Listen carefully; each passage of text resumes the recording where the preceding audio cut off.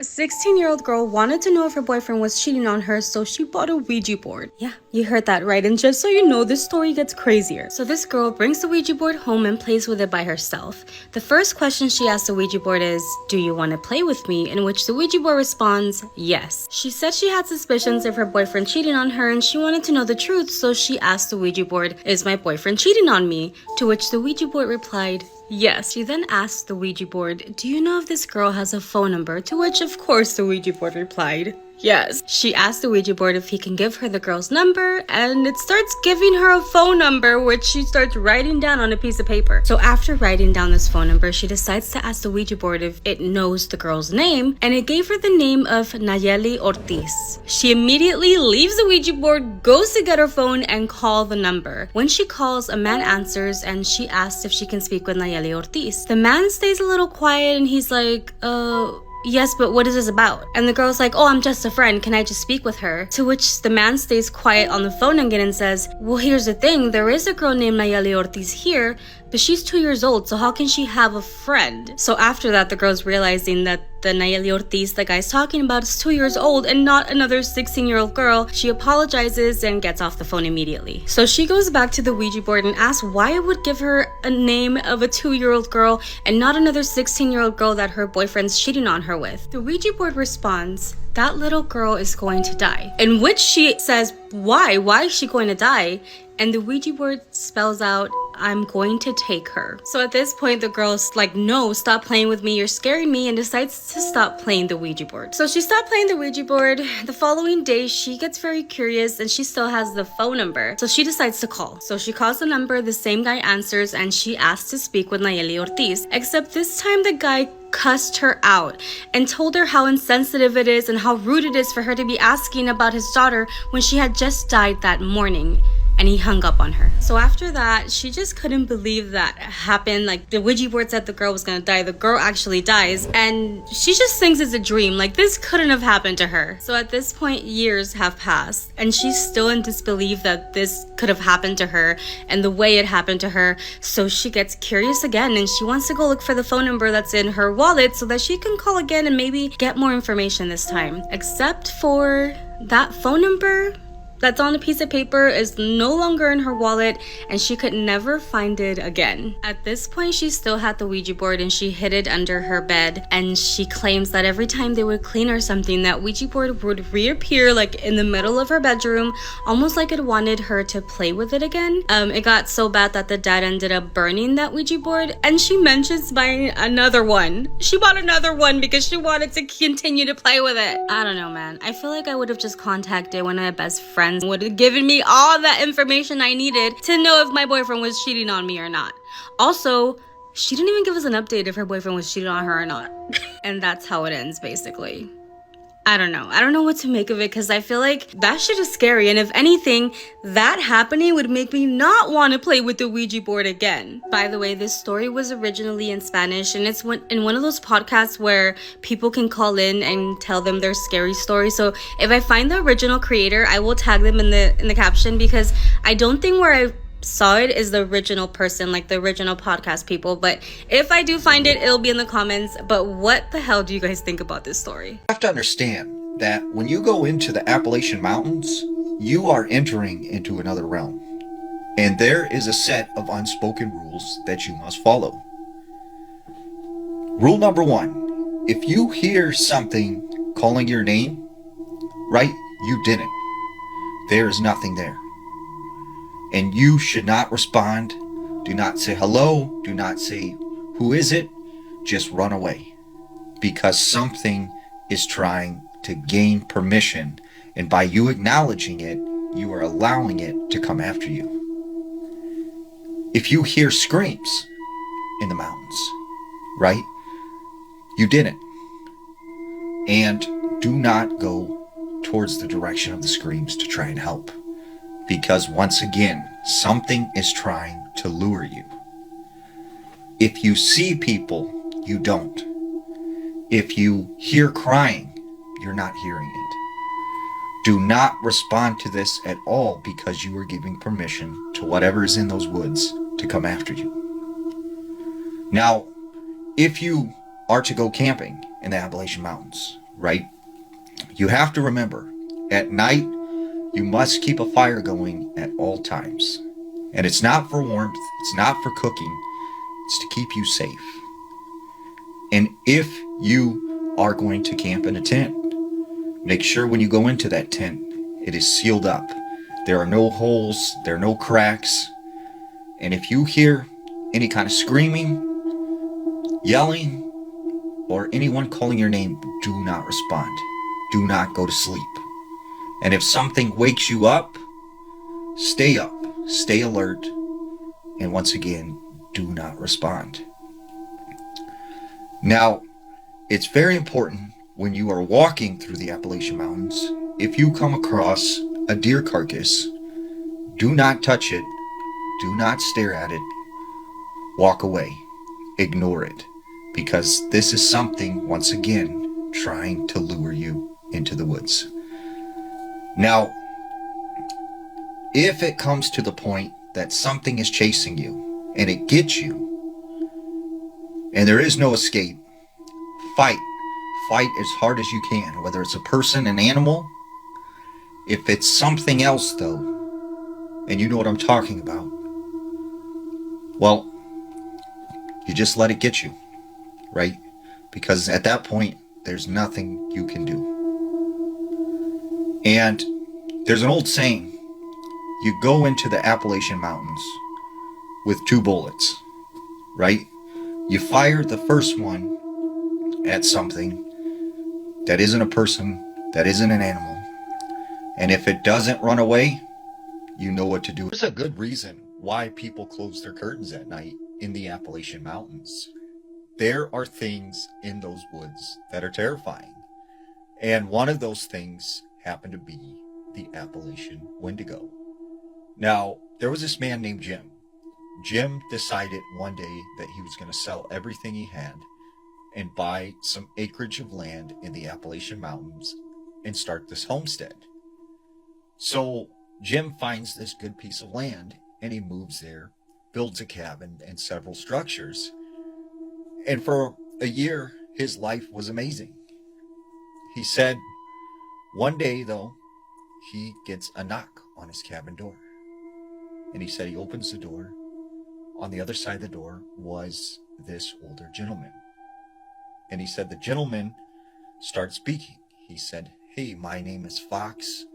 I live not too far from here. And I wanted to check on you because I know you're all alone out here. And things can happen to people who are alone in the woods." And Jim was kind of like, why is this guy saying all this and stuff? So he said the guy continued to talk to him. But all he could think about was the fact that this guy, Fox, looked exactly like his father, who had passed away when he was a young boy. And he said it was just very, very eerie. It was like talking to his father. So he said, finally, the guy said, "You be safe out here. I'll see you later." And he said the way he said it was kind of creepy. So he said this guy, Fox, he just walked away and took off into the woods, and he never seen him again. A couple months after this, he said, one night he was asleep in his bedroom, and he awakes to this sound of scratching. And he said the scratching sounds were coming from his window.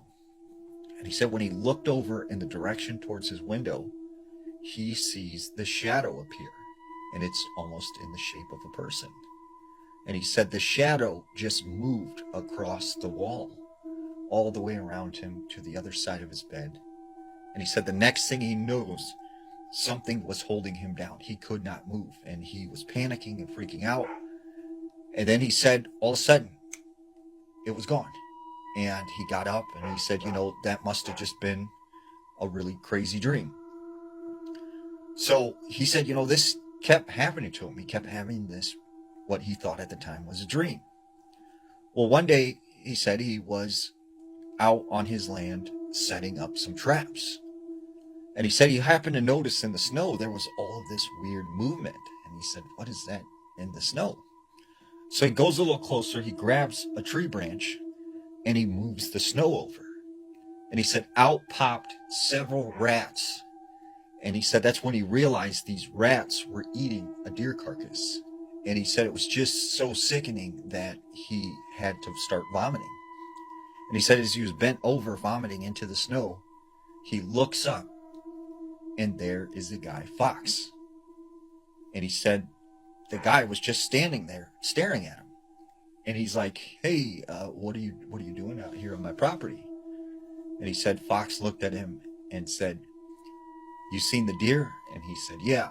And he said, "You see, a lot of weird things happen in these woods." And then he said he turned and just walked away.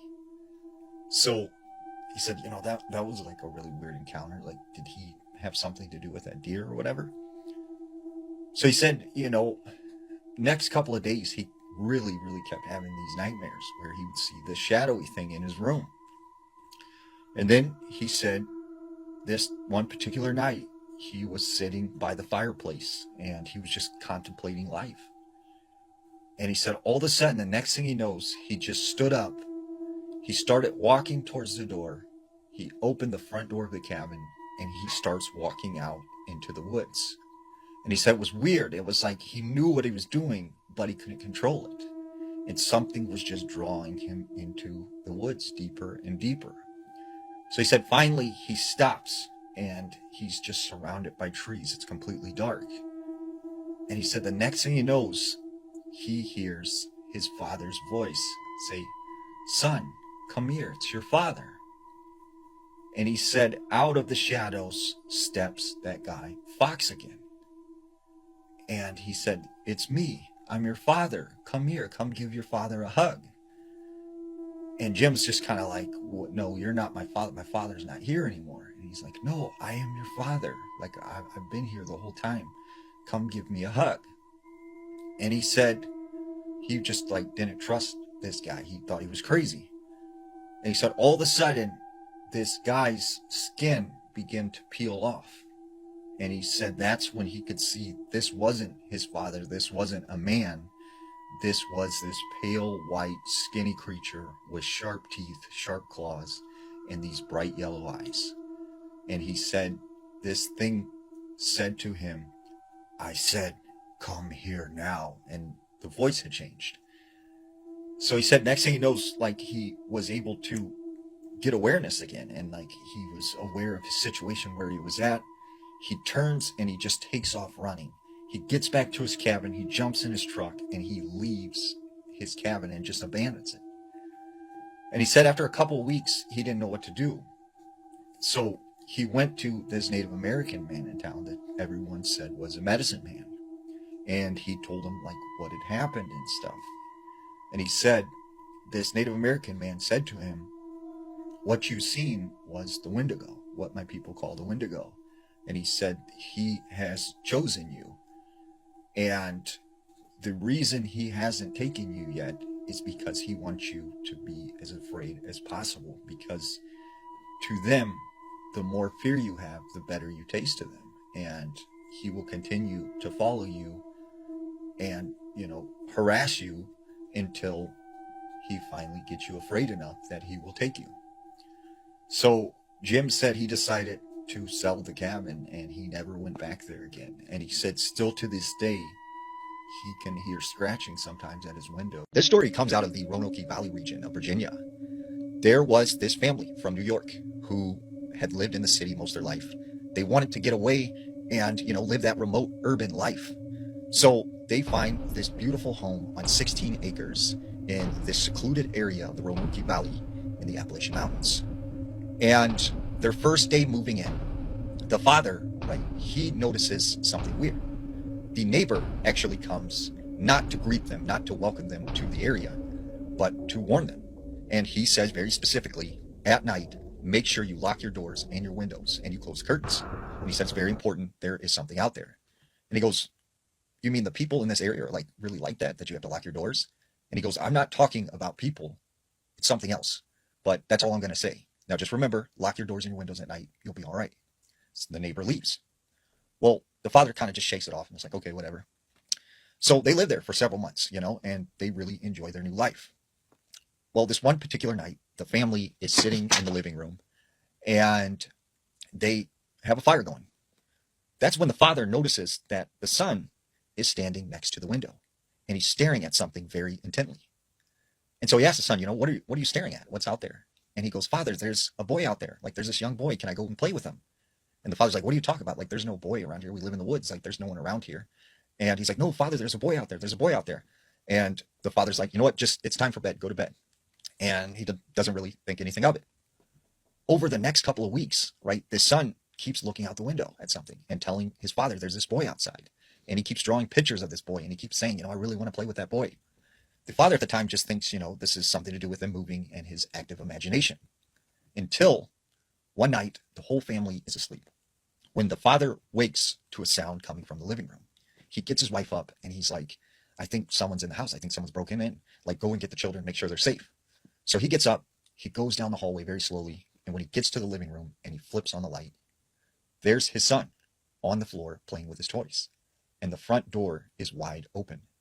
So he asks the son, like, what are you doing up? Why are you out of bed? And he goes, Father, I'm playing with the boy. And he goes, what boy? What are you talking about? And he said, the boy, he came inside and he was playing with me. And his father's like, there is no boy here. Like, there's no one around here that is your age. So he tells his son to go to bed. He goes to the front door and he, peers out. There's no one out there. He closes the door. Well, up until this point, he had been keeping this door unlocked because he felt like, we live in the woods. Nothing's going to happen. But that night, he starts locking the door. Well, the next couple of weeks, right, is when they started to hear this banging sound at the front door, like someone was there. And when the father would go and answer the door, there would be no one there. And eventually, the father gets so frustrated and angry with whoever's knocking at the door that one night he hears the knocking. He goes to the front door, he opens it, and, he goes out on the porch and he starts screaming, what are you doing at my house? Like, leave us alone, leave my family alone, like, quit. And all of a sudden, he hears his name being called. And it sounds like a child's voice. And it's telling him to come out into the woods. So this father, like, kind of makes his way back inside, closes the door, and locks it. And at this point, he's like, something is definitely going on. So the next day, he goes into town, and he goes to the local hardware store. And he talks with some of the locals. And he starts telling them, I think something's after my family. I think something is trying to, like, scare us. And the locals say, look, we're not trying to be rude, but you need to take your family and get out of here and move back to town if you know what's best for you. And the father takes this as, oh, they're trying to scare me out of town because I'm from the city. So he goes back home and is like, they're not going to scare us. At this point, though, the family is so terrified that they are all sleeping in the same bedroom. And after a couple nights of them sleeping in the bedroom together, the father wakes up and he sees his son standing next to the window and he's staring at something. And he's like, what are you looking at? Like, what is out there? What is out there? And he goes, they're here. They're here, Father. They're here. They're here. And he's like, who's here? And he's like, go back in the bed right now. He goes up to the window, and when he peers out, he sees all of these children standing around the house. And they have these bright, glowing white eyes. So he hurries up, he closes the curtains, and he gets in bed, and he holds his son, and he tells him to go to sleep. The next few days, he's very nervous. He's very on edge, but he doesn't know what to do. That night, he goes to bed with the family in the bedroom. He wakes up, and he discovers his family is all gone. He searches the entire home. They are nowhere. The only thing he finds is that the front door is open. So he figures they've taken his family out into the woods. So he runs as fast as he can out into the woods, and he starts screaming, where's my family? Give me back my family. And all of a sudden, he hears some movement coming through the woods. And out of the shadows steps this young boy. And as this boy takes a couple steps closer, he realizes it's his son. And he has these glowing white eyes. And he looks at his father and he says, not yet. And the father takes off running as fast as he can back to the house. He gets in his car, he drives into town and goes to the local pub. And he starts screaming to them, like, they've got my family, they've taken my family, like, you have to help me. And then he runs out of the bar and he leaves. And that was the last time that they ever seen this man or his family ever again. Let's talk about The Conjuring Last Rites. Now, if you're into the Conjuring franchise and real-life hauntings, we have to talk about the family that this movie is about. The last movie in the Conjuring franchise is about the Smurl family haunting. If you're familiar with who these people are, then you know Ed and Lorraine Warren documented a case in the 1980s after this family reported some pretty violent paranormal activity in their home. Their stories included unexplained noises, levitation, physical attacks, and claims of demonic possession. Ed and Lorraine Warren were brought in to investigate and described this family's experiences as one of the worst cases they've ever dealt with. And he claimed that this is the case that Ed and Lorraine Warren were never able to solve. What's interesting is this haunting is so dark that even skeptics were afraid when it was happening. So if you haven't seen this trailer, watch it, then watch it again.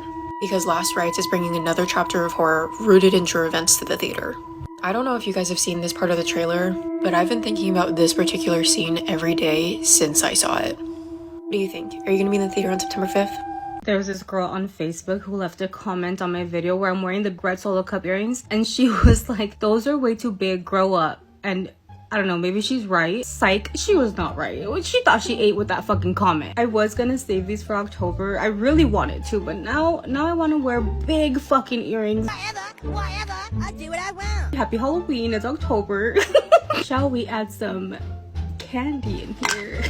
So this lady works as a nurse in a hospital in Mexico. She works with a lot of coworkers and they all actually get along, so sometimes they gather and have dinner together, but this night a few of them stayed behind because they did need to check on a couple of patients. So the wing that she worked at was of people who had been there at the hospital for a very long time. A lot of them would eventually die and they really wouldn't get any better because of the illnesses that they had. She had made friends with the patient that was in room 9. It was a young lady who had been there for a while and she went to check on her first. She was doing okay. The only thing that was bothering her were like the tubes, so they got that fixed and they moved on to another patient. As she was walking out of her room, it was actually an emergency that happened down the hall where this guy was convulsing and unfortunately would end up passing away. She had been very busy obviously trying to save that guy's life. That another nurse had already gone to room 9 because apparently the girl had been calling somebody, and when she was done with the person who had passed away with giving the time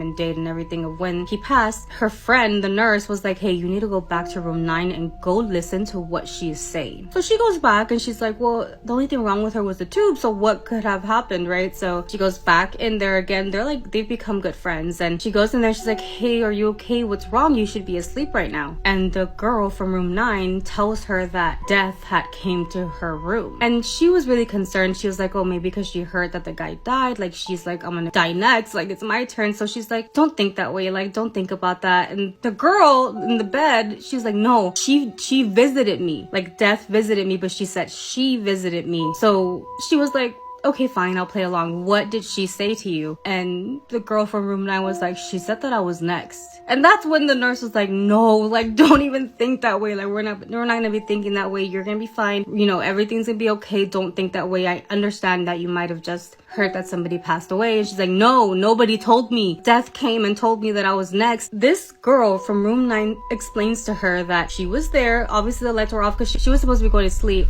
and that death came into her room, tells her you're next, and then walks out.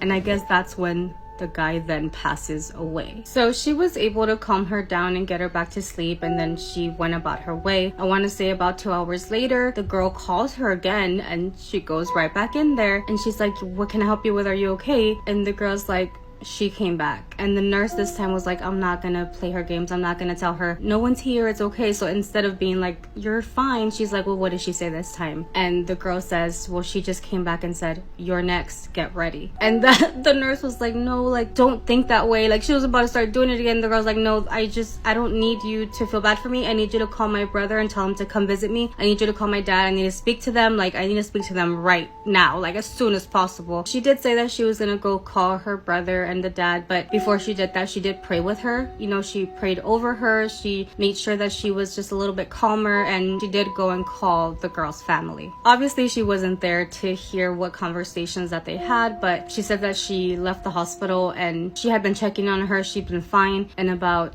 2 or 3 days later, that girl did end up passing away. Obviously, after her passing, she admits that maybe death did visit her, but she also knew that disease that she had, and she was eventually going to pass away. She did say that she feels at peace. ওই পালাচের মধ্যে কি পাইছিস হ্যাঁ? আমার মা কি বলে ওরা জানিস? কালা দুষ্যা। একদম কালা দুষ্যা বলবি না। শোন, ওর মাঝে কিছু একটা আছে বুঝছস? তুই বুঝবি। কিছু একটা কি উদাহরণস্বরূপ দেখি একটা দুটা পড় শুনি। ওই যে কি সুন্দর সুন্দর কবিতা কয়, শুনছস কবিতাগুলা? কি অমায়িক কবিতার যে সিরি। ঝুমুর, কি অবস্থা তোমার? কেমন আছো তুমি? ভালো। কই গেছিলা? তানিয়ার বাসা, আমি এখন বাসায় যাচ্ছি। আচ্ছা গল্প করো, আমি থাকি। আরে কই যাও তুমি? দূর দাঁড়াও তুমি। তুই ওর হাত ধরছো কে? কি তুমি বাইরে কি লেগা? না ওই যে ওরে আগায় দেওয়ার লেগে এসেছিল। যাক ঠিক আছে, আগে গেছো না, যাও বড় দিকে যাও, যাও বাইরে থেকে না, যাও যাও। কে কিছুক্ষণ থাকলে কি হয়? আরে ঝামেলা আছে, কথা আছে না, ওর লগে পার্সোনাল কথা। যাও যাও। কথা বল, আমি আসি। আরে তুমি কই যাও, তুমি থাকো। তুমি আর হাত ধরছো কে? আরে চাপো তো, যাও না, ভিতরে যাও না, কথা আছে ওর লগে, যাও ভিতরে যাও। ছোট মানুষ মুরব্বীকে কথাবার্তা বলার দরকার নেই তোমার, যাও ভিতরে যাও, যাও। কোথায় এই খারাপ টাইমটা লস করতেছে না এখন। কি রে যা, অ্যাক্টিং করে বেশি, বুঝিস না? ওর সাথে এমন করলেন কেন? ও আপনাকে কত ভালোবাসে আপনি জানেন? আমার তো এরকম হাজার মায়ের ভালোবাসে, আমি তো সালমান খান, বুঝো নাই? সালমান খানে দেখো না, সব নায়িকারা ভালোবাসে, কিন্তু ভাই তো একজনই ভালোবাসে, ওই শিরা রায় রে, বুঝো নাই? আমার জীবন ওই শিরা রায় তো তুমি। আমি হ্যাঁ তুমি না, আর বুঝো না, হয়তো আমার বন্ধু ওরা পছন্দ করে, আর আমি যদি ওরা যদি চান্স দিই, আর বন্ধু মনে কষ্ট পাবো না, বুঝো না তুমি জিনিসটা? দিবেন, চান্স দিবেন। আপনার বন্ধু তো আর কবিতা পারেন, আপনি তো অনেক ভালো কবিতা পারেন, তাই না? আমার কবিতা তো ভালো লাগে আসলে, ঝুমুর। শুনেন পারভেজ খান, আপনি আমার পিছ পিছে আসবেন না, আমার মা কি বললা, রাখবে। কি বললা? পারভেজ খান। বলো ঝুমুর রায়, কোনো কবিতা লিখিনি আপু? না, আমি ভাবলাম আজকে সকালে তুমি রায়হানকে কোনো কবিতা টবিতা শোনাইছো নাকি? রায়হানের সাথে তো আমার দেখাই হয় না আপু। ঝুমুরকে নিয়ে কবিতা লিখছিলা? আপু ঝুমুরে নিয়ে তো আপু আমি প্রত্যেকদিন 1 ঘন্টা অন্তর অন্তর কবিতা লিখি আপু, এটা তো বইলা শেষ করা যাবে না আপু। আমি যে কবিতাটা লিখছি আপু, আপনার একটু শোনায় আপু। তুমি এখন কবিতাটা আমাকে শোনাবা? আপনি শুনে বলেন যে পারভেজ কি কবিতাটা খারাপ লিখছে না ভালো লিখছে আপু, অ্যাটলিস্ট আপনি তো বুঝবেন, আপনার তো মাথায় অ্যাটলিস্ট ব্রেনটা আছে আপু, অন্য কারো মাথা না থাকুক, তাই না? একটু বলি।